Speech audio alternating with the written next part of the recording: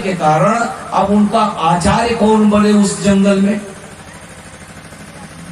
आचार्य पद की गरिमा को सुशोभित करने का उस समय का प्रकांड विद्वान, शस्त्र और शास्त्र में निष्णात महाराज रावण ही थे। और रावण के पास संदेश लेकर जाते हैं ऋक्षराज जामवंत। जामवंत के पिताजी की मित्रता थी रावण के पिताजी से। और जब लंका पहुंचते हैं ये जामवंत, तो उन्होंने निवेदन किया। उन्होंने राजा रावण नहीं कहा, लंका अधिपति नहीं कहा, उन्होंने कहा कि आचार्यवर, मैं अपने राम की ओर से एक संदेश लाया हूं। वो शिवलिंग की स्थापना करते चाह रहे हैं, आपको आचार्य पद की शोभा को बढ़ाना है। तो उन्होंने कहा कि वो वनवासी राम, ठीक है, मैं आचार्य पद को स्वीकार करता हूं, मैं आचार्यत्व का भार निर्वहन करूंगा, लेकिन वो तो निर्वासित है दलाई लामा की तरह। तो वो सारी विधियों को पूर्ण करने के लिए अब सामग्री कहां से लाएंगे जंगल में। तो आचार्य का देखिए, गुरु का और आचार्य का दायित्व क्या होता है।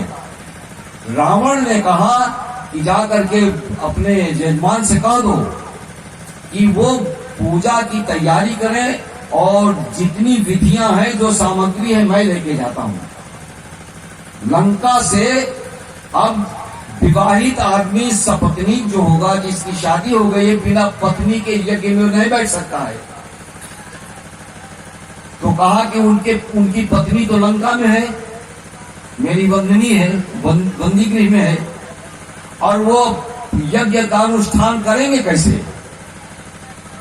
चलो उसकी भी चिंता छोड़ो।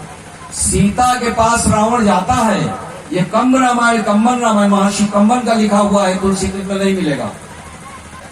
और रावण सीता से कहता है कि राम शिवलिंग की स्थापना करना चाहते हैं, उसका आचार्य भार मैं ले रहा हूं, आचार्य बनने का, और बिना पत्नी के कोई भी पति यज्ञ का अनुष्ठान नहीं कर सकता, इसलिए तुमको चलना पड़ेगा। लेकिन ये मत समझ लेना, मैं पैरेलल जमानत तुमको दे रहा हूं, मेरे साथ चलोगी और मेरे ही साथ फिर वापस आना पड़ेगा लंका।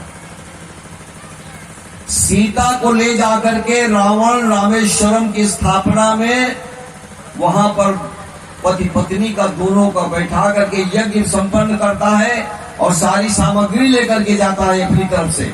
और यज्ञ संपन्न करने के बाद सीता पुनः आती है लंका। राम ने कहा कि आचार्यवर, गुरु दक्षिणा का तुम्हारे पास तो कुछ नहीं है, जंगल में हो, वन की अवधि बिता रहे हो, तो तुम क्या दे सकते हो। कहा आप आदेश कीजिए। कहा तो एक काम करो, मैं गुरु दक्षिणा तुम्हें माफ करता हूं, तुम अपनी इस निष्ठा को ही गुरु दक्षिणा मान लेना। उन्होंने कहा नहीं प्रभु, दक्षिणा तो कुछ मांगनी पड़ेगी आपको। तो उन्होंने कहा तब एक काम करो, त्रिवाचाबद्ध हो जाओ, एक चीज मुझे दे सकते हो। बोलिए। कहा मेरी अंतिम श्वास जब मेरे प्राण निकलने लगे, तो उस समय मेरे सामने तुम रहोगे। वो जानता था कि इन्हीं के हाथ से मेरी मृत्यु है, ये भी वो जानता था। अपने शीश को वो कई बार चढ़ा चुका था शंकर को। बनो, ये आचार्य और गुरु की मर्यादा है शिष्य के प्रति, इतनी अनन्य निष्ठा, इतने दायित्व का निर्वहन और शिष्य का ये समर्पण। एक शत्रु होते हुए भी उसने आचार्य पद स्वीकार किया। यह गरिमा है गुरु और शिष्य की मर्यादा का। केवल नहीं कि मैं आया हूं परमेश्वर साहब के पास, 1000-1500 मिल जाएंगे, मैं चला जाऊंगा। अब परमेश्वर साहब समझे कि चलो ये 1500 वाले महात्मा हैं, इनको भी दे देंगे, तो मैं 1500 वाला जजमान समझूंगा, ये 1500 वाला अपना, कोई मतलब नहीं हुआ। अगर निष्ठा नहीं हुई, तमाम बातें गुरु और शिष्य के ऊपर हुई हैं।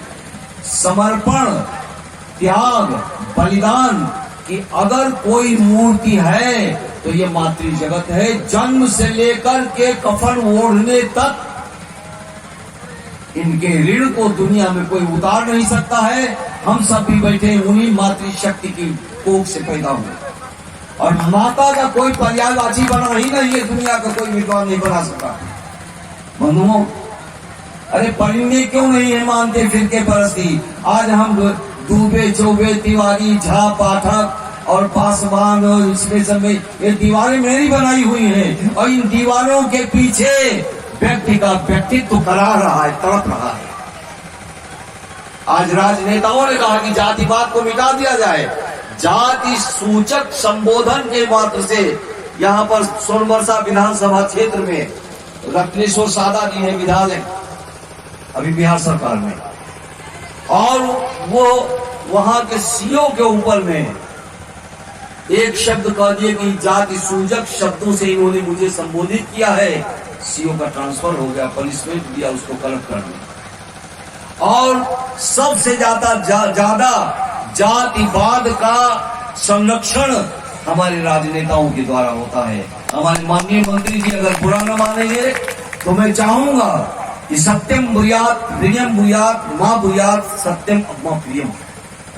लेकिन मैं कटु सत्य बोलता हूँ। सदगुरु कवि ने कहा कि जैसे को तैसा कहे ये तो निंदा ना है। ये भी एक विधा है, क्योंकि कहा गया कि सर्वे गुणा कांचन आश्रयंती।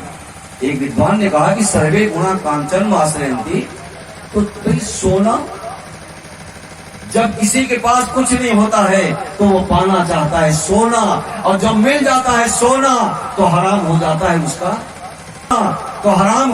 उसका सोना, नींद खत्म हो जाती है।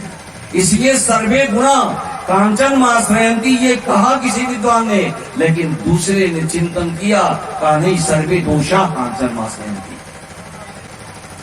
मैं माननीय मंत्री जी से विनम्रता पूर्वक ये निवेदन करूंगा कि जिस पद पर है अभी हमारे वो आलमनगर वाले कौन, नरेंद्र बाबू, इतने जनप्रिय हैं कि कहीं भी बुला लो, झोपड़ी में बुला लो, खोपड़ी में बुला लो, जहां मर्जी बुला लो। मैं माननीय भूतपूर्व कर्पूरी ठाकुर जी के साथ में मैं इसी झंझारपुर क्षेत्र में बाढ़ग्रस्त में मैं भी इतने पानी में घूमता था। बंधुओं, उनका त्याग, उनका बलिदान, 40,000 रुपया एक बार माननीय रामनाथ ठाकुर जी ने खर्च कर लिया था पार्टी फंड का। राम जपित राय उस समय प्रदेश जिला अध्यक्ष थे, उन्होंने कहा जाओ रामनाथ से कह दो कि बेच करके पैसा पार्टी फंड में जमा कर देने में त्याग पत्र देता हूँ। ये त्याग था माननीय कर्पूरी ठाकुर जी का। आज भी उनके घर पर रास्ता नहीं बना। अगर कोई लोहिया के बाद कोई इस बिहार की धरती पे पैदा हुआ तो मैं आदर्श कर्पूरी ठाकुर जी को मानता हूँ।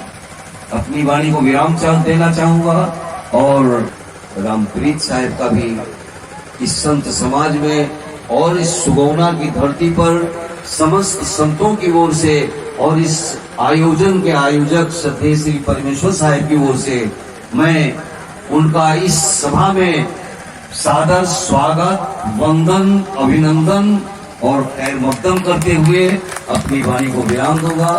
बोलिए सद्गुरुदेव की।